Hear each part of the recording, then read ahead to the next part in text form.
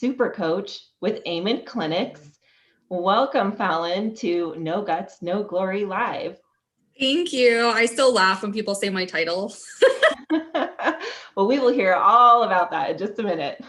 Totally. So we are live, and to everybody who's watching, we encourage you to please start a watch party so we could get this message out to all those who need to hear it. My teammate Casey is in the comments, so if you have any questions, please leave them in the comments below. She will be sending them to me throughout our live event today. So Fallon, super excited to have you here today. Fallon and I actually work together at Amen Clinics. I do some consulting for them.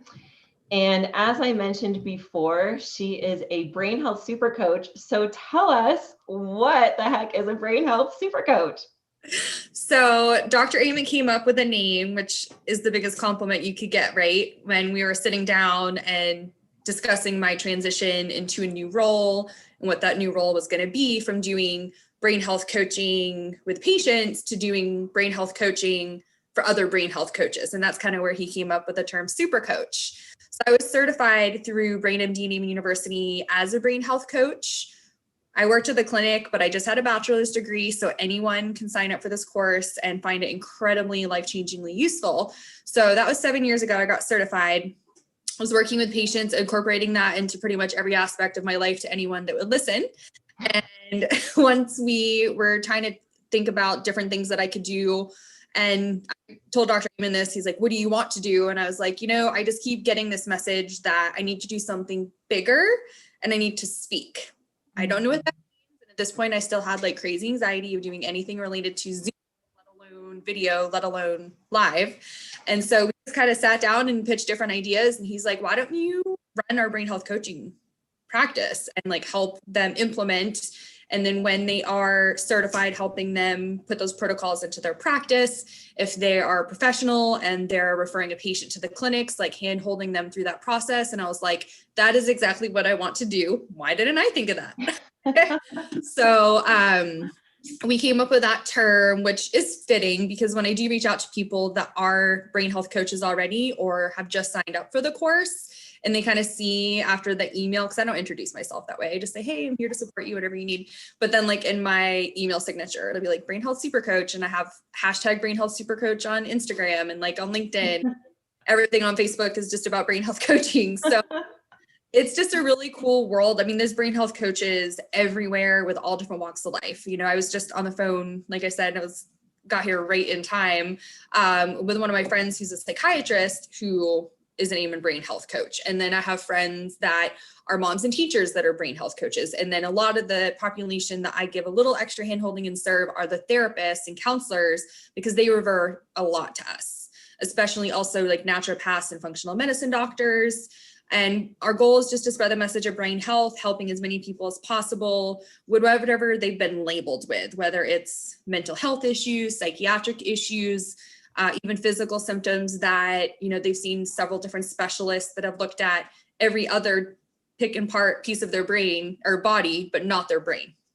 When you think of specialists in the medical world, rheumatologist and orthopedist and all these different terms, when we're really trying to get down to the root of what's going on, and it starts here and then we work our way down. Well, I love, there's a quote that Dr. Amen uses, and it's, when your brain works right, you work right. And we sometimes forget about that, right? If our arm feels sore, we'll go to the doctor, or maybe we're having like heart palpitations or something, we'll go to the doctor, or we're tired and we'll go to the doctor. But you forget our brain kind of controls everything that we do. And it's so interesting, as I've been working with Amen Clinics, is learning that you really can, if you just change your brain, you can change other things within your body too. It's more than just going to the gym and the physical activity. That all contributes to better health, but your mental health will help you have better physical health too. So it's really exciting. I just love what you guys are doing and love working with you guys. So thank you for sharing. So the series is called No Guts, No Glory. And Fallon, with your hope, or with your help, my hope is we will help others find the courage and strength to look within themselves and go out and follow their professional dreams. And sometimes that entails making some hard decisions. And sometimes it means being gutsy. So, will Yes. you tell us about a time in your career that took guts or where you had to make maybe a difficult decision? So there were a lot of them on a regular basis, just because in the position that I was in previously working with patients, I was the first person without a master's degree to go into that position. And what was kind of crazy and cool was that my supervisor at the time actually applied for the job for me because it would have been a step up in the company, but she didn't tell me because she didn't want to get my feelings hurt because at that point you had to have a master's degree to do that job. So I got this job. I was like over the moon excited. I was almost willing to go back for my master's to do the patient outcome manager position at Eamon Clinics, and they gave it to me. And I was like, wow, this is amazing. And then it just kind of opened up all of these doors as far as like, okay, now I'm going to be a certified coach. And now I understand more about counseling and therapy and why it's important in mental health and brain health. Cause when I got into Eamon Clinics, it was just like, I was on the brain health wagon, like instantly. And I kept forgetting about some of those other pieces, which for me, it's such a different story than a lot of people that we do help. Cause I started with brain health and biological health because I got a scan very quickly, but my psychological, social, and spiritual health was not good. I didn't even believe in God when I first started at the clinic. And now it's the most important thing in my life. And I write and pray every day, twice a day. So for me, as far as needing guts, it was just almost on a daily basis where I needed to remind myself that I deserve to be here. I'm doing a good job. I am making a difference in people's lives every day, whether or not it feels as instant and validating as it does maybe for other people who do have a medical degree, who do have a master's degree. And so I've battled with that for a long time. I'd say probably in the past 6 months, so around like the intensity of COVID, I've actually started believing those thoughts when I tell myself that, like, I do deserve to good things. I can help people while helping myself at the same time. Like, I don't have to choose, because I used to feel like that a lot. And so just work around my thoughts, and then my relationships was also a big thing. I was in a very unhealthy relationship when I started at the clinic. And now I realize how much that affected my health and how much it can cause just a string of bad decisions, which is funny because I was like, what are we going to talk about today? And then last night was live talking about what's the worst decision you've ever made. And I'm like, oh my God, if you even knew bad decisions I've made over the past 7 years, but them getting gradually less intense and much less frequent because I'm taking care of my brain. So yeah, your brain health, you have a healthy brain, you're making better decisions, maybe getting rid of bad relationships. You're Yeah. not So the just, first person to talk about faith either. We've had others come on and say, that had a lot to do with making this career change. I've even made some comments before. I was going through some tough times and I was like, okay, I'm just leaving it up to you, God, because I don't know what to do. So just give me a sign, right? yeah. And that's so much of the reason why I kind of blossomed and started wanting to do these videos when it used to be my biggest fear. There was just this very quick thing that happened after one of my sessions with my personal counselor. And I was like, this is where I need to be. This is like what I need to be doing. Whatever anxiety I had before, I mean, to the point where you want to talk about no guts, like my gut hurt, like my chest hurt. Sometimes I would almost black out when I was doing public speaking. Like, it was pretty severe. Mm. I knew, right? Like, I thought that everybody felt that way. I thought everybody would stay up all night worrying about looking like an idiot before they had to talk to people. And I'm just talking to my college professors, not even getting in a group of people and trying to educate them about brain health. So I think I just started kind of coaching myself. And I have to remind myself of that multiple times a day. Like, what would I say to my coaching patient? Because the patients that I have had really close relationships with and have really had leaps and bounds levels of healing are so kind and say that I'm such a part of that because I was their cheerleader. But at the same time, like, I was holding them accountable to the bio, psycho, social, spiritual things that they needed to do in their treatment plan that were hard because it was completely revamping every decision that they make throughout the day. And so I try to think about like, what would I tell my patient if they are feeling this way or having this negative thought? Like, what would I tell them? And then I try to incorporate that in so that I'm not having that problem or that bad thought. Is there any one exercise you do when you start to notice, okay, the negativity is creeping in, we all go through it, we do it. I notice that, I'm starting to get better about recognizing when that starts to happen. But is there a tip you can give to the audience or something you do when you start to recognize, all right, those negative thoughts are creeping in? How do you try to change that? So the killing the ants that Dr. Amen talks about is super helpful. Yeah, and ANT stands for automatic negative thoughts. Yeah. And you can go online to My Brain Fit Life, and it actually walks you through. I also have the worksheets. At this point, I've been doing them for 8 years, so I kind of know by heart. Like, I just remind myself, okay, I'm having this negative thought. It's this species of automatic negative thought, which once you look through them, you'll kind of see the ones that you're more prone to. And mine is always or never thinking, and then guilt beatings, just kind of automatically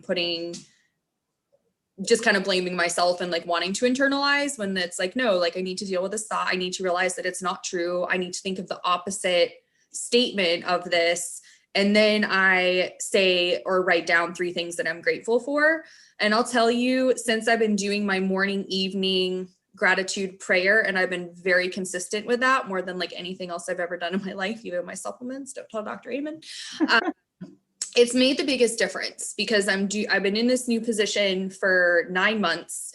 I have been ecstatically happy throughout this entire time, but the last few weeks, especially after a heartbreak, I've been able to pioneer and go through this so much easier than I thought without actually not dealing with it. Because I can, like everybody, like our brain does things to protect ourselves. Like we might dissociate or just detach. And that's the last thing that I want, especially when tomorrow we're going to be talking about PTSD and TBI. And one of the classic symptoms of that, especially PTSD, is just emotional detachment. And that is more of a health risk than even just being sad or depressed. And I don't think a lot of people realize that unless they've done kind of like a standardized depression inventory that a standard psychiatrist made them fill out. But that's something that I've always worked on and been like, okay, like what can I do to be in touch with how I'm feeling? Know that it's okay, but know for next time when I feel stupid, rejected, unappreciated, lied to, whatever, that I handle it better the next time. And it's not from a place of blame or resentment. It's from a place of, you know what, this happened for me to grow. This didn't happen to me to set me back. Like this was in some cheesy manner, a gift. And it's so probably, I mean, there's very few inspirational speakers, motivational speakers, spiritual healers, etc., that I haven't read their book or listened to their podcast. And I feel like I just kind of take the bits and pieces of everybody that I like and try to composite it into my own belief system. And so much of it just comes back to gratitude and realizing that everything that is happening for you to grow. It's true. There really is a lesson to be learned in everything. So you did mention about an event you're doing tomorrow, and I will get to that in a minute, but it's a really special event. It's a live streaming Fallon's doing with other BH health coaches, and it's for veterans, first responders, and our frontline workers. But real quick, before I get into that, I did want to go back and ask you about something. So you had talked about when you actually didn't want to apply for the position you have now because you needed a master's degree. So your manager actually submitted your application for you. That's really interesting. Yeah. During the interview process, were you asked about that degree or did it come up? Because I think this is a really interesting lesson here. If there's a job that you really want and perhaps you don't have the credentials, you may still be qualified even though you don't have that degree. Exactly. don't let that stop you from applying for the position anyways. So your Yeah. interview, and did it come up at all? Did they notice? Did they say anything about it? What happened? So it's a very weird scenario. So the supervisor was, a personal friend. Like, she's been a cheerleader for me growing in the company, whatever that looked like from the beginning.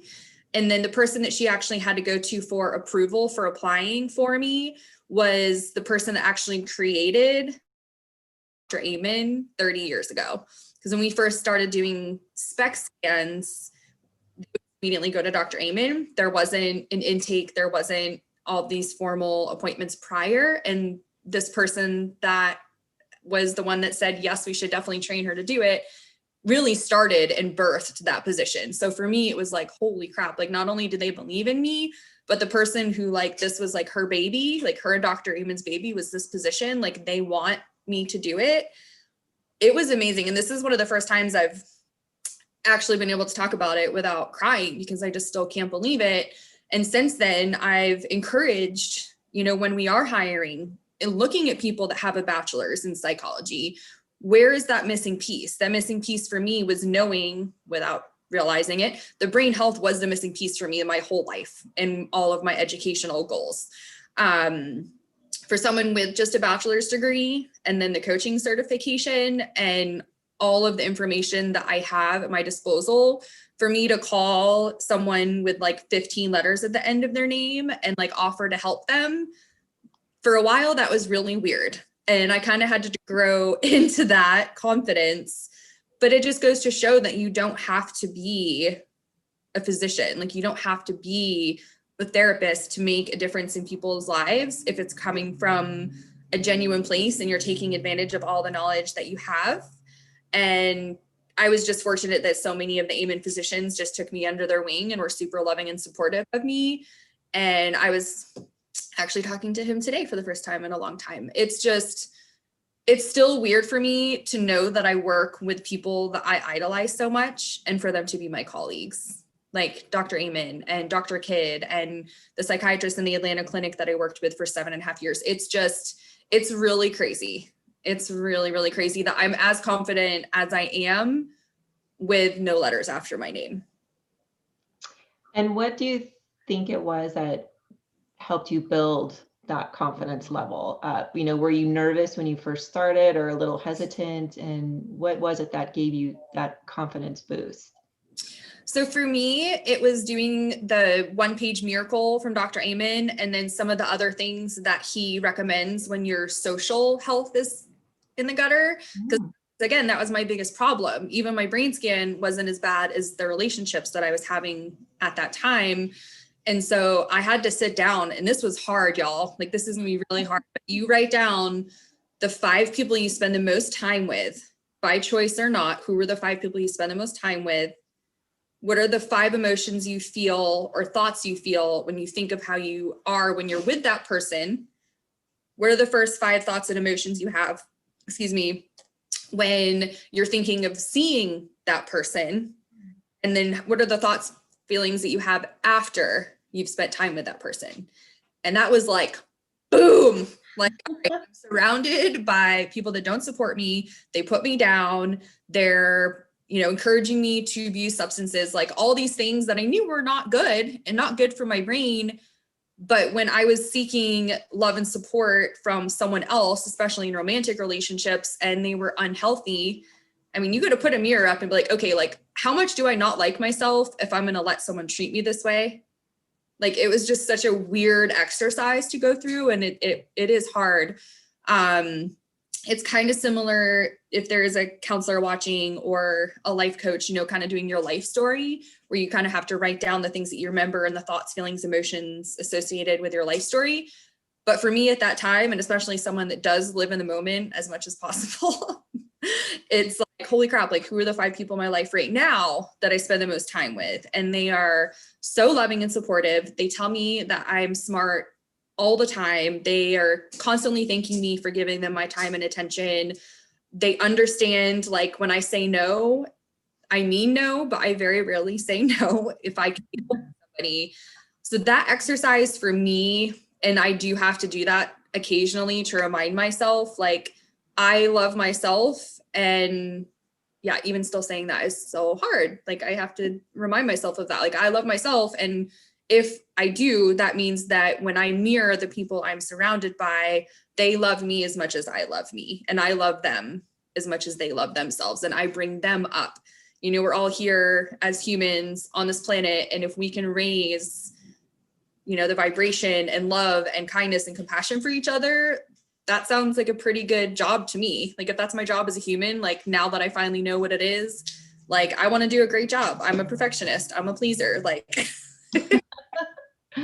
You know, turning the tables, I was thinking, you know, you were talking about the exercise, about how somebody makes you feel before, during, and after you see them. And I was like looking inward and I thought, wow, that's a really interesting exercise, even to take it from the other side of how can I make somebody feel really special or valued before meeting them, you know, while we're meeting, and even yes. after.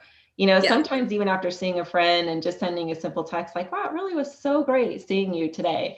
It makes you feel so special when you receive it Yes. like that, even if it's from, you know, your bestie, or it's like, oh my gosh, like that was so nice, right? Like you can really leave a long lasting impression. So I love that. Thank you so much for sharing My that. dog is still proud of me for saying all that stuff. She's been quiet this whole time. I gave her a peanut butter bone and she came over and she's like going crazy because she loves everybody, but she can sense people's energy. And like, there's people that have been in my life and she's just like judging me. When is this person going to be out of our lives? Dogs know. I can't wait to see you. Thank you so much for quality time. Like those texts mean so much, especially now. Like, you know, some of my friends are having a really hard time. They might not express how hard of a time that they're having or wanting help, but just being able to listen and just know like, hey, I'm thinking of you. And I know that your time is valuable no matter what you're doing or not doing. And I do love and value our friendship.